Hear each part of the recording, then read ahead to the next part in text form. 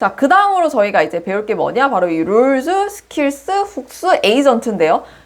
너무 많잖아. 그죠? 그래서 제가 빠르게 알려드리도록 할게요. 자, 일단은 방금 제가 말한 이 5가지 있잖아요. 네 가지인가요? 요 4가지는요. 여러분들 이제는 얘네들은 그 4가지는 이제 어디다 저장을 해주냐면요. 그 4가지는 바로 여기 폴더 하나 만들어 주시고요. 플러스 클로드.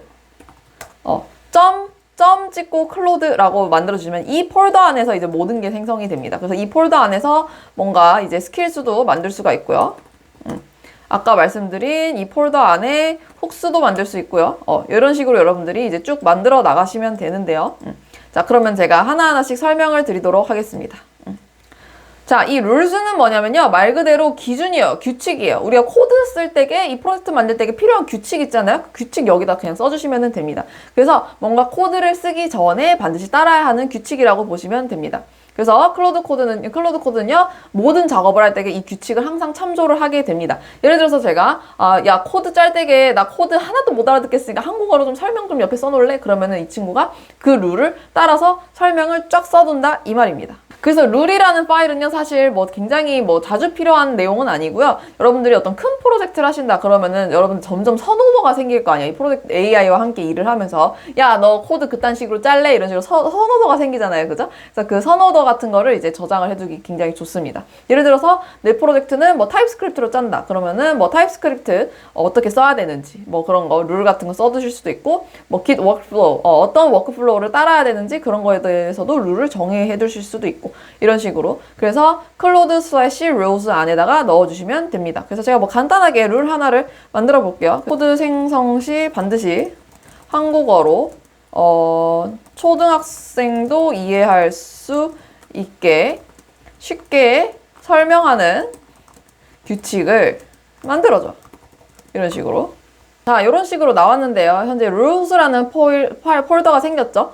이 안에 이제 가보시면은 이런 식으로 코드 생성 규칙. 한국어로도 진짜 완전 쉽게 설명하기. 그러면서 이제 한국어로 무조건 이제 쉽게 설명해라 라는 규칙을 여기다 제가 넣은 거죠. 그죠? 그래서 이제 앞으로 제가 뭐 할 일 삭제 기능 만들어줘 뭐 이런 거 요청을 하잖아요. 그러면 앞으로 이제 모든 코드에 정말 쉽게 설명을 달아줍니다. 그래서 여러분들이 이런 것도 한번 활용을 해보시면 좋습니다. 스킬은요, 사실 이거 굉장히 많이 씁니다. 스킬은요, 내가 어떤 반복되는 절차를 이렇게 묶는다라고 되어 있는데요. 그냥 한마디로 말해서 내가 맨날 프롬프트로 쓰는 그런 문구들, 어떤 규칙들 있잖아요. 내가 맨날 프롬프트로 쓰던 거. 그런 거를 그냥 매번 다 쓰기 귀찮으니까 이 스킬 하나로 만들어 두시면 됩니다.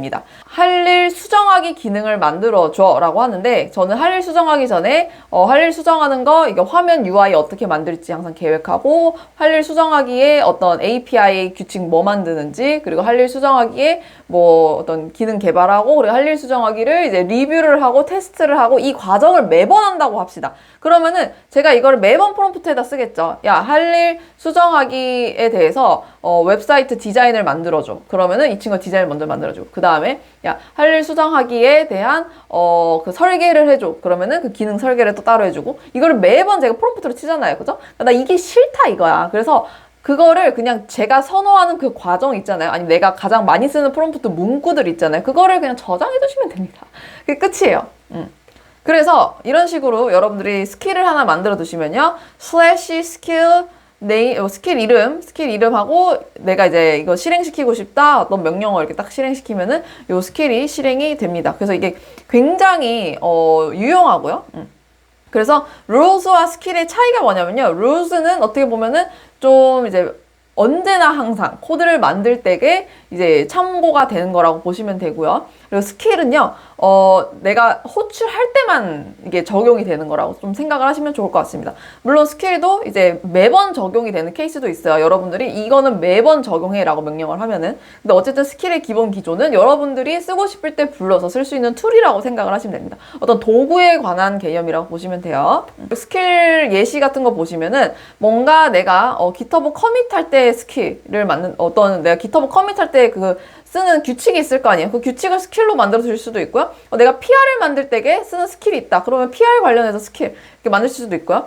내가 어떤 이슈를 이제 고칠 때에 쓰는 어떤 스킬이 있다. 그러면은 이 fix issue에 대한 스킬을 또 만드시면 되고요. 그래서 여러분들이 항상 /fix issue 하고 이거 고쳐줘 하면은 여기에 써둔 여러분들이 선호하는 방식으로 이슈를 고쳐주고 뭐 /commit 하고 이거 커밋해줘 라고 하면은 여러분들이 여기서 설정해둔 그 커밋 메시지 규칙이 있잖아요. 그거를 가지고 커밋을 한다? 이 말입니다. 여러분 이해가 되셨나요? 스킬이 어떤 건지? 그래서 전 스킬 굉장히 유용하게 잘 쓰는데요. 기능 개발을 할 때 무조건 설계 문서를 먼저 만들어서 MD 파일로 저장하는 스킬을 만들어줘 라고 제가 요청하도록 하겠습니다. 자, 여러분들 스킬이 현재 만들어졌습니다. 그래서 제가 이제 지금 개발 시작하기 전에 설계 문서를 반드시 작성하여 개발 방향을 명확히 해라 라는 지금 현재 어떤 스킬 파일을 하나 만들어 줬는데요. 그래서 이제 요게 있으면요. 앞으로 여러분들이 나는 뭐 예를 들어서 나는 대시보드를 만들고 싶은데 무조건 설계 먼저 하고 개발해줘. 이 내용을 굳이 안 쳐도 뭐다? 여러분들이 /feature 여기 디자인 닥 있죠? 아이고 이게 그냥 가버렸는데 디자인 닥 하고 여기다가 뭐 대시보드 만들어줘. 이렇게만 입력을 해도 이 친구가 알아서 설계문서 먼저 만들고 설계문서 여기에다 저장하고 이 내용을 이미 알고 있다는 거예요. 그래서 여러분들이 프롬프트 써야 되는 양을 확 줄여준다라는 거예요. 그게 바로 이 스킬의 장점입니다. 참고로 스크린 문서를 만들 때 되게 중요한 게 있습니다. 중요한 점 첫 번째, 스킬은요 반드시 이 skills라는 폴더 밑에 그 밑에 이제 내가 원하는 스킬의 이름, 지금 제 스킬 이름은 feature design 닥이거든요. feature design 닥이라는 이 폴더 밑에 skill.md라는 이 파일 이름으로 들어가야 됩니다. 반드시 이 대문자 skill.md 이 파일로 들어가 있어야 요 구조로 되어 있어야 여러분들이 여기서 reload 스킬을 한번 새로 고침할 때에 이 친구가 드디어 이게 인식이 되는 겁니다. 지금 여기 인식되어 있는 거 보이시죠? 만약에 요 구조로 안 되어 있으면요. 여러분들 이게 인식 실패합니다. 그래서 요거 한번 꼭 확인을 해주세요. 자, 그럼 마지막으로 저희가 알아볼 게 바로 이 에이전트라는 건데요. 이 에이전트는 여러분들 뭐 익히 많이 들어보셨을 텐데 얘도 어떻게 보면은 약간 스킬이랑 비슷합니다. 스킬이랑 비슷한데 차이는 뭐냐면요. 스킬은 그냥 내가 그냥 불러다가 쓰는 어떤 도구 같은 느낌이고요. 이 에이전트는요. 내가 지금 현재 클로드 코드 사용하고 있잖아요. 그죠? 이 클로드 코드에 요 창이 하나가 더 복사된다고 생각을 하시면 됩니다.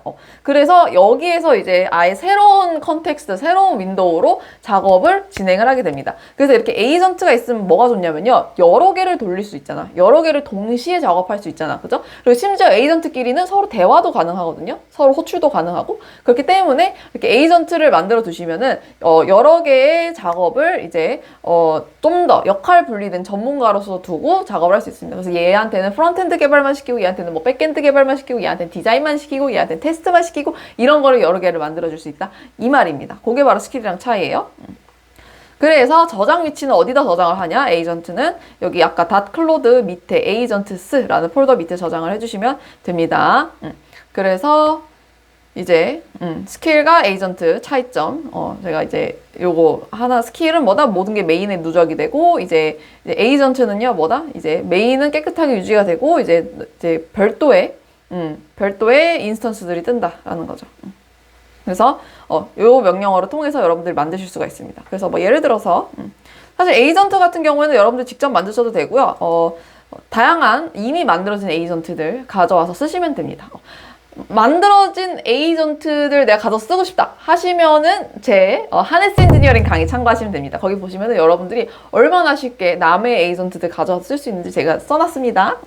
어쨌든 여기서 나만의 에이전트를 만들고 싶다 그러면은 여기서 에이전트 쓰 이렇게 엔터 해주시고 여기에서 내가 create new agent 나 에이전트 새로 만들게요 이렇게 하고 그리고 이제 이 프로젝트에서 만들겠습니다. 그리고 클로드랑 함께 만들게요. 그리고 여기서 이제 내가 원하는 에이전트가 뭔지라고 쓰는 거예요. 그래서 설계 전문가로서 기능 설계를 하고 디자인까지 해주는 에이전트 이렇게 칠게요. 그러면은 제가 요청한 거에 따라서 이 친구가 에이전트를 자동으로 만들어 줍니다. 자, 모든 권한을 다 줄 거냐? Yes. 어떤 모델 써서 이 에이전트 만들래? 오프스를 쓰겠습니다. 설계는 중요하니까요. 에이전트 색깔 뭘로 할래? 중요하니까 red, 그죠? red로. 그리고 이제 저는 이 로컬 스코프로 선택할게요.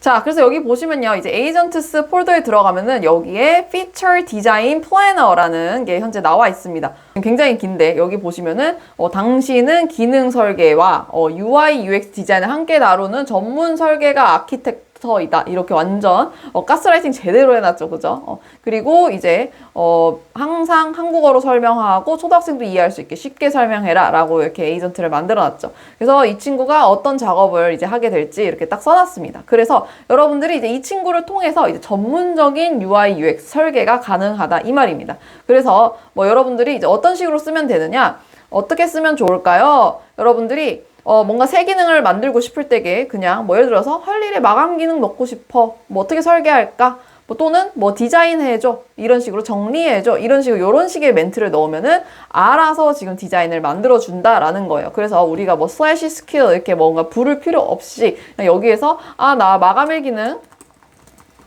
만들어줘. 그러면은 알아서 이 스킬을 이제 호출을 해서 이제 쓴다. 이 말입니다.